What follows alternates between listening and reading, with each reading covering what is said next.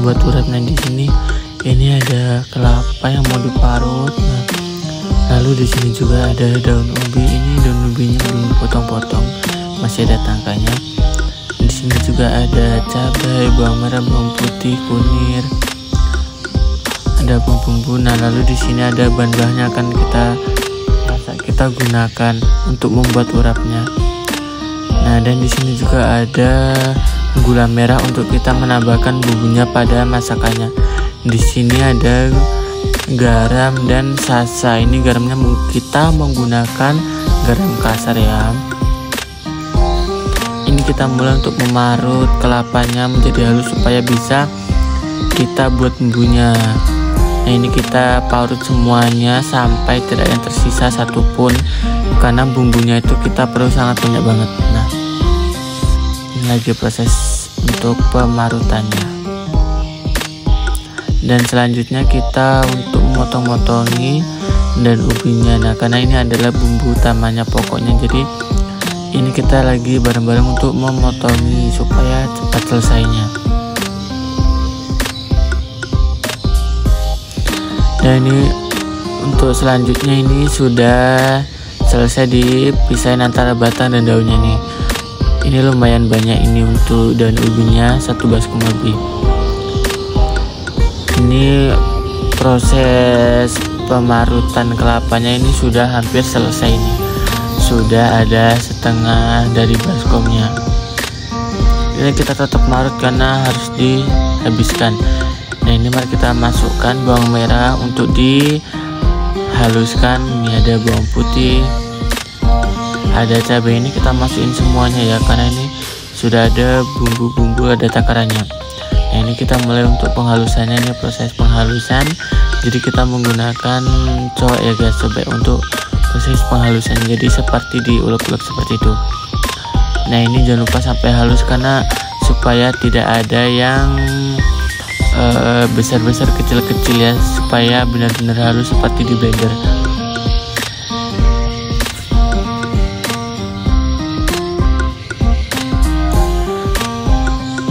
Nah, dan ini kita proses untuk pemasukan minyak gorengnya ke dalam wajan ini. Kita masukkan minyak gorengnya karena akan menggoreng bumbunya tadi. Nah, ini kita hidupkan kompor terlebih dahulu supaya minyaknya panas dan mendidih. Lalu kita persiapan untuk menggoreng bumbu yang sudah kita haluskan menggunakan cobek tadi.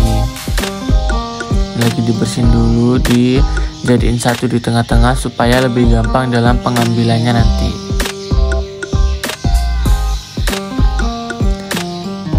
Bumbu ini adalah penikmat rasa atau bumbu utama juga untuk pembuatan urap ini, karena kalau tanpa bumbu itu sedikit ada yang kurang begitu. Jadi harus menggunakan bumbu tadi. Silahkan di skip aja bagi kalian yang ingin memasak. Tadi ada berapa butir bawang merah, bawang putih, cabai gitu.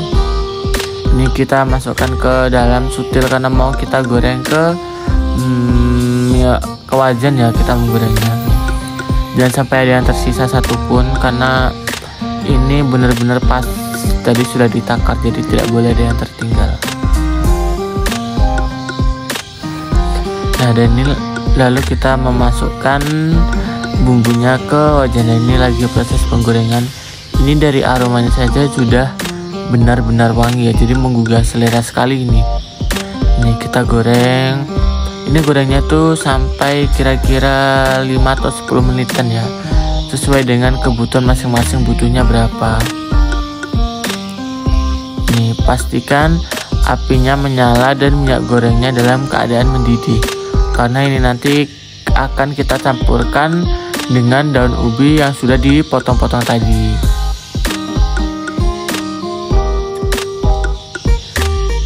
Nih, boleh kalian diosreng-osreng supaya bumbunya benar-benar matang semua dan tidak ada yang mentah. Jadi supaya matang, kalau matang tuh kan jadi agak lebih lezat ya gitu rasanya, sedikit perbedaan juga.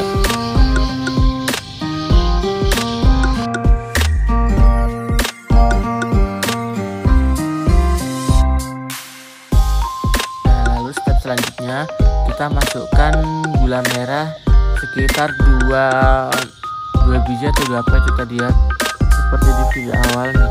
Kita masukin semua. Nah, lalu part selanjutnya adalah masukin parutan kelapa tadi yang sudah diparut. Nanti ini kita masukkan jadi satu semuanya karena ini adalah bumbu utamanya. Kita oseng-oseng supaya tercampur semua.